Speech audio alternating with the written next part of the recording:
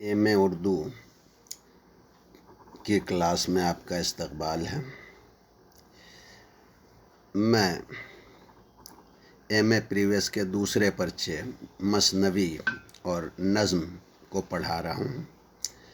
میں نے گزشتہ 2 لیکچر میں مثنوی کے موضوع پر بات کی اور آپ کو یہ بتایا کہ مثنوی ایک ایسی صنف ہے جس میں کوئی سرگزشت مسلسل بیان کی جاتی ہے۔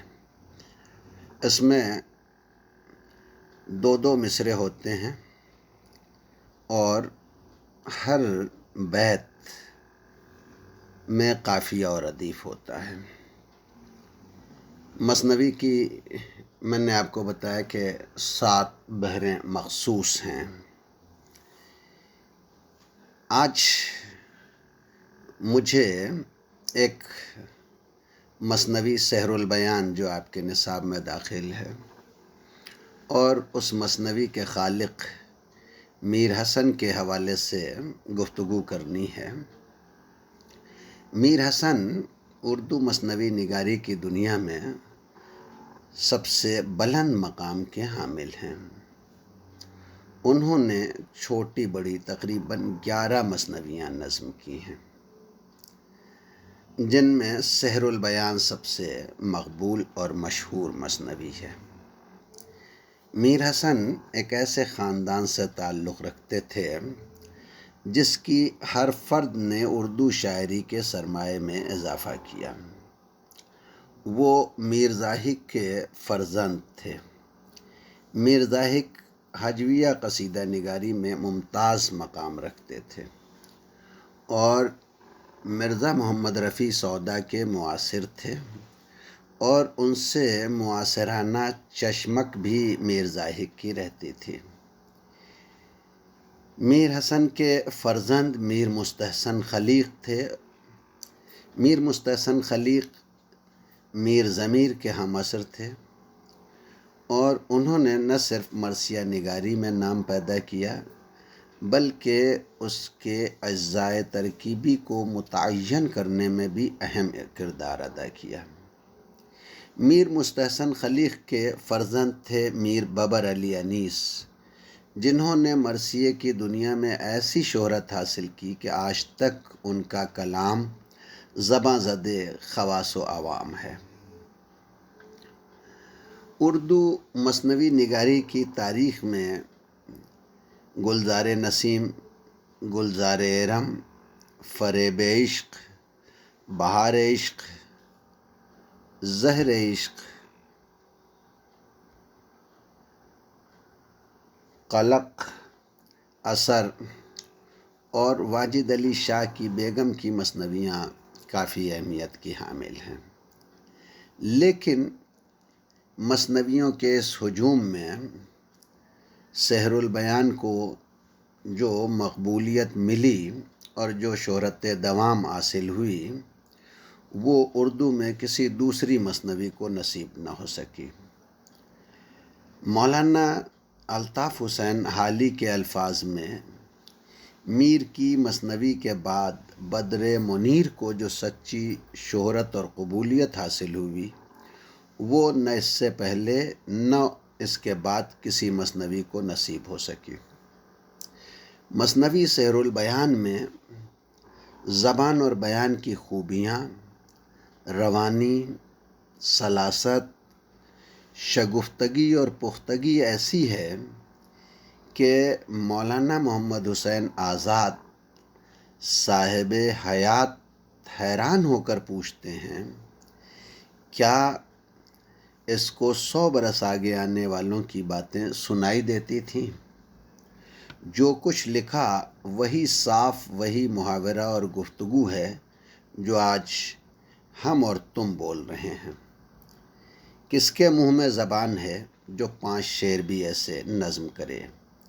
قصہ بے نظیر و بدر منیر بے نظیر لکھا۔ میر حسن نے جب اردو زبان کی سب سے مشہور و معروف مثنوی سحر البیان 1784 عیسوی میں تصنیف کی تو اس کے اختتام پر وہی نتیجہ نکالا جو آج ہم اخذ کرتے ہیں، اور اس نتیجے کو نکالنے کے بعد عوام و خواص سے وہ داد کے طالب ہوئے۔ وہ خود اپنی مثنوی سیر البیان میں کہتے ہیں، ذرا منصفو داد کی ہے یہ جا، کہ دریا سخن کا دیا ہے بہا، زبس عمر کی اس کہانی میں صرف، تب ایسے یہ نکلے ہیں موتی سے حرف، جوانی میں ہو گیا ہوں میں پیر، تب ایسے ہوئے سخن بے نظیر۔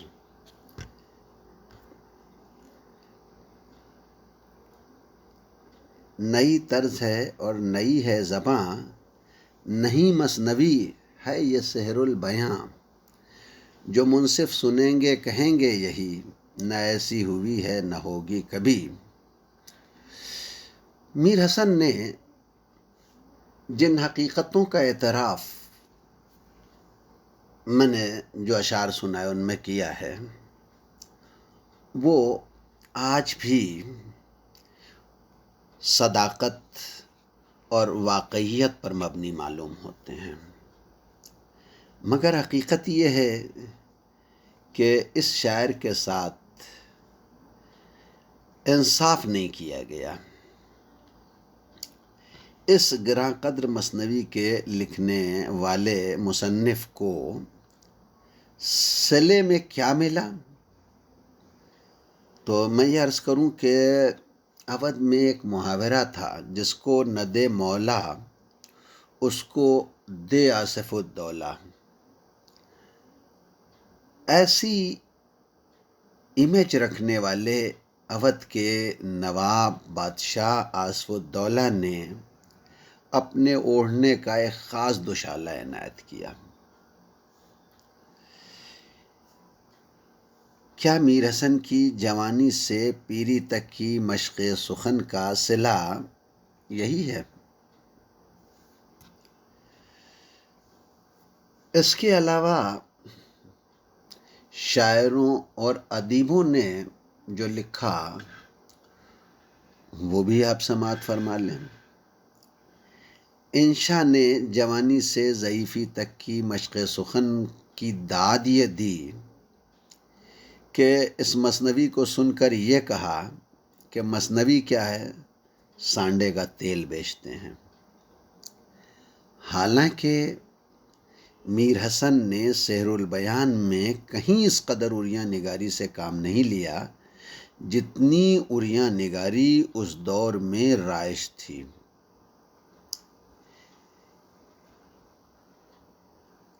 لیکن ایسے اعتراضات اور صلہ نہ ملنے سے مثنوی کی بلندی پر کوئی اثر نہ پڑ سکا، اور آج 250 برس گزر جانے کے بعد یہ مثنوی اپنی خوبیوں کی بنا پر اردو زبان کی نمائندہ بہترین شاہکار مثنویوں میں شمار کی جاتی ہے۔ سحر البیان ایک مختصر سی عشقیہ داستان ہے جو 1199 ہجری میں نواب آصف الدولہ کے عہد میں مکمل ہوئی۔ یہ مثنوی جس عہد میں لکھی گئی اس عہد کی سماجی زندگی کا آئینہ معلوم ہوتی ہے۔ اس مثنوی میں ہر مقام پر اودھ کے نوابین کے دربار کا رنگ، محلات شاہی کی تصویریں، چہل پہل، قہقہے اور وہی رنگ رلیاں دکھائی دیتی ہیں جو نوابین اودھ کے درباروں میں اور ان کے محلات میں رات دن رہا کرتی تھیں۔ زبان پر بھی انہی تکلفات کا پرتو ملتا ہے جو اودھ میں رائج تھے۔ یہ ٹھیک ہے کہ میر حسن لکھنوی نہ تھے، دہلی سے فیض آباد آئے تھے، فیض آباد سے لکھنؤ آئے۔ ان تمام حقیقتوں کے باوجود میر حسن زبان و بیان کے معاملے میں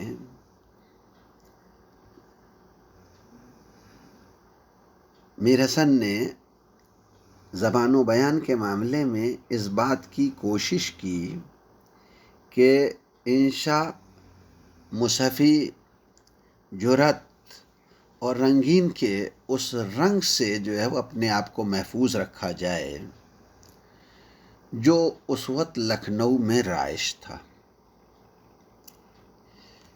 میں اس بات سے انکار نہیں کروں گا کہ اپنی ساری کوششوں کے باوجود وہ اپنے گرد و پیش کے حالات سے متاثر ہوئے بغیر نہ رہ سکے۔ میر حسن کی زندگی میں ہی اس مثنوی کی شہرت صاحبان فن اور صاحبان ذوق کے دلوں میں اتر گئی۔ میر حسن نے اس کہانی کو نئی کہا ہے، مگر اس سے ان کا مقصد نیا قصہ نہیں ہے، بلکہ قصے کو نئے طور پر پیش کرنا ہے۔ اس لیے کہ اس مثنوی میں جو قصہ بیان ہوا ہے وہ نیا نہیں ہے۔ یہ قصہ تھوڑا تھوڑا آپ کو اگر آپ تلاش کریں تو مختلف مقامات پر مل جاتا ہے۔ کچھ چہار درویش میں ملے گا، کچھ الف لیلہ میں ملے گا۔ جو اس زمانے کی داستانیں ہیں ان داستانوں میں اس طرح کے متعدد واقعات اور متعدد قصے کہانیاں ملتی ہیں، جس کی وجہ دراصل ماخذ کا ایک ہونا ہے۔ یہ کہانی جو اس مثنوی میں بیان ہوئی ہے حقیقی نہیں ہے، اور میں یہ عرض کروں کہ اس دور میں کسی حقیقی کہانی کی امید بھی ہمیں اس دور سے نہیں کرنی چاہیے۔ ایسے لوگ جو حقیقت سے زیادہ کسی اور کوئی پر یقین رکھتے ہوں، ان کے سامنے حقیقت نگاری کرنا نواب مرزا شوق کی طرح رسوا ہونا ہے۔ دراصل وہ ماحول اتنی ترقی نہ کر سکا تھا کہ کسی بات کو عقلی دلائل اور سائنسی اینک سے دیکھ سکے۔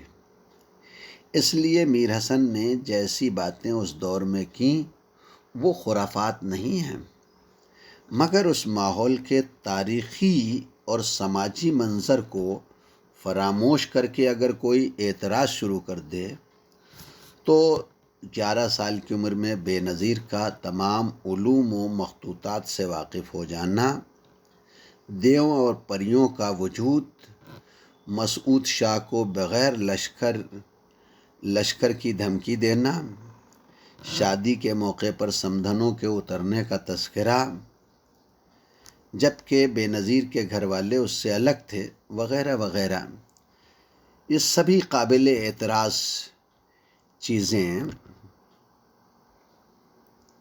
نظر آئیں گی، مگر سادہ لوح عوام ان تمام باتوں پر اس طرح یقین رکھتے جیسے یہ حقیقت ہو، اور ایسے سادہ لوح آج بھی مل جائیں گے جو اس کو اسی طرح سچ مانتے ہیں جس طرح ہماری زندگی کے دیگر حقیقی واقعات۔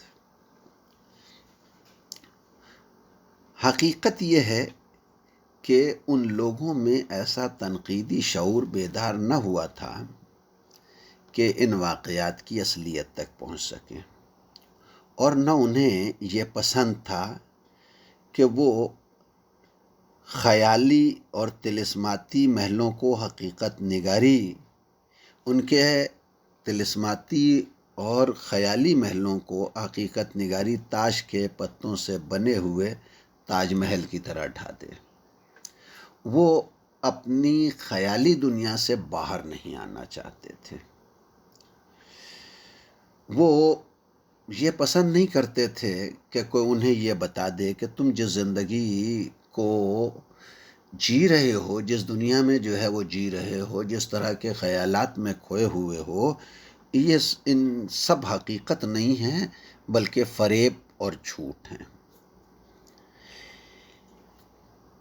میر حسن نے اس سماج کی ذہنیت کو پڑھا اور پڑھنے کے بعد اسی کے مطابق مثنوی جو ہے وہ تخلیق کی۔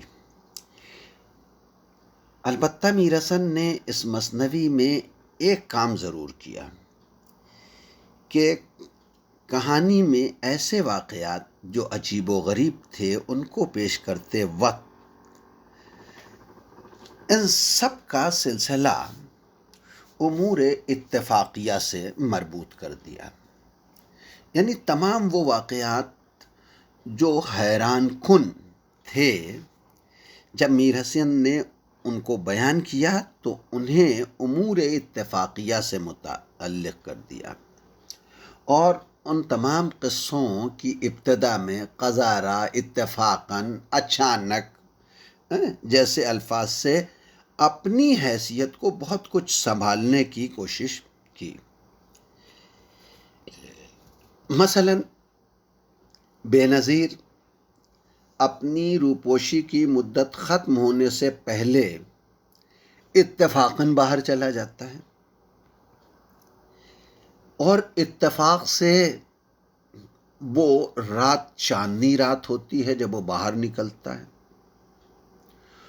اور اتفاق سے وہ کھلی چھت پر بھی سوتا ہے، اور یہ بھی اتفاق ہے کہ تمام پہرا دینے والے بھی جو ہے وہ سو جاتے ہیں، اور پھر اچانک قذارا ایک پری کا ادھر سے گزر ہوتا ہے۔ یہ بھی اتفاق ہے کہ شہزادہ کل کے گھوڑے پر سوار ہو کے جب نکلتا ہے تو اس کا گزر ادھر سے ہوتا ہے جہاں بدر منیر اپنی سہیلیوں کے ساتھ مصروف سیر و تماشا ہے۔ اتفاق ہی ہے کہ یہ بھی اتفاق ہے کہ ایک دن جو ہے وہ ایک دیو بے نظیر کو اس محل میں دیکھ لیتا ہے، اور وہ دیو جب جو ہے وہ بدر منیر کے محل میں بے نظیر کو دیکھ لیتا ہے تو وہ جو ہے وہ معرخ سے جا کر بتاتا ہے، بس آپ جو ہے وہ ایسے ایسے ہم نے جو ہے وہ ایک شخص کو دیکھا ہے۔ تو امور اتفاقیہ کا سلسلہ جو ہے وہ آپ یہ سمجھے کہ یہیں ختم ہو گیا، نہیں، یہیں ختم نہیں ہوتا، پوری کہانی میں چلتا رہتا ہے، اور اسی بنا پر بہت سے نقاد میر حسن کو ایسی غیر حقیقی باتوں کے لیے معاف کر دیتے ہیں۔ آپ نے میری گفتگو سنی، اس کے لیے شکریہ۔ باقی باتیں اگلے لیکچر میں ہوں گی، تب تک کے لیے خدا حافظ۔